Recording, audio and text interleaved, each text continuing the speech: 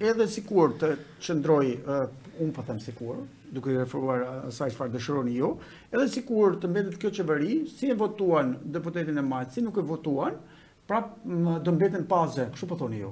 Pra nuk është se qeveria Jo, në qasjen, unë them këtë, në qasjen që unë kam parë këto 2 vite për Bashkimin Mirdit, absolutisht që nëse nuk ndryshon, nuk ndryshon asgjë. Pra ju po thoni më mirë deputet opozitar që të paktën të flasin për Mirditën, se sa deputet magjerancë që do kenë guximin as për të folur pastaj. Absolutisht që, shiko, unë mendoj që deputet opozitar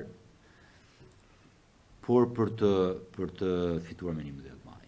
Lobimi sot dhe fushata sot, zgjedhjet me 11 maj dhe ndryshimi i qeverisë, absolutisht që unë jam i bindur që sjell shumë investime, jo vetëm në Mirdit, por në qarkun e Lezhës. Një kryeminist që thotë që jam edhe mirëditor nuk i mbështet. Shiko, unë ndër të para gjëra që unë i thash kryeministit kur u takova me të, i thash, shiko, je shpreh që jam edhe nga Oroshi. Dhe Oroshin e kene 100 fshatra turistik. Ka 0 investime nga 2013 këtej.